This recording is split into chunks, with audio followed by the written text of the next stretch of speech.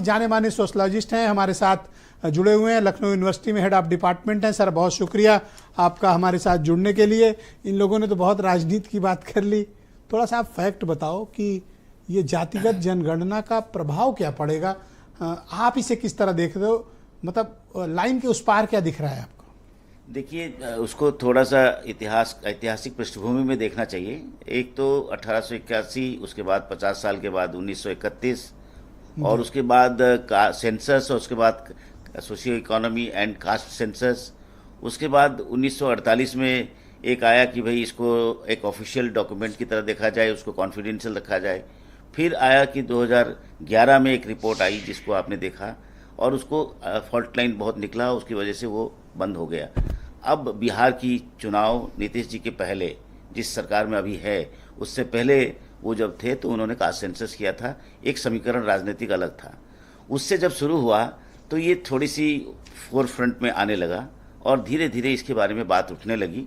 और उसके साथ साथ आप देखेंगे, यदि आर्टिकल 340 को देखेंगे और अभी का रोहिणी कमीशन का जो सबमिट हुआ रिपोर्ट आप देखेंगे, उसमें ये कहा जा सकता है कि जो भारत के जाति की परिभाषा को देखने के लिए समाज विज्ञानियों को आज की तारीख में बहुत ही डिफ़िकल्टीज आ रही है, बहुत ही परेशानी हो रही है। देयर इज क्लैरिटी आने में बड़ा मुश्किल हो रहा है, क्योंकि लेयर्स और सब लेयर्स भी बहुत सारे जाति उपजाति की बात करें।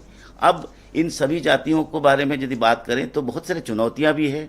एक तरफ आप कहेंगे कि पॉलिटिकल रीजन्स, पॉलिटिकल अपॉर्चुनिटी लोग ढूंढेंगे, पोलराइजेशन हो सकता है। दूसरी तरफ ये भी हो सकता है कि जो, जैसे कि पहले हमारे जो लेख लिए थे उन्होंने बताया कि अपवर्ड कास्ट मोबिलिटी और डाउनवर्ड कास्ट मोबिलिटी, जाति में ऊपर आ गए और नीचे भी चले गए, इस तरह की बातें हमारे लिए बहुत बड़ा चुनौती होगा। अब बात होती है समस्याओं की पहचान, और समस्याओं की पहचान और संवेदनशीलता तो आ गई, तो उससे हमको लगता है कि सरकार ने ये एक तरह से इसको एक चुनाव की बात नहीं करेंगे, लेकिन ये डेटा आएगा तो क्या होगा सर? डेटा जब आएगा तो एक इसको कह सकते हैं कि ये आना ही था, एक इनएविटेबल था, ये आना ही था।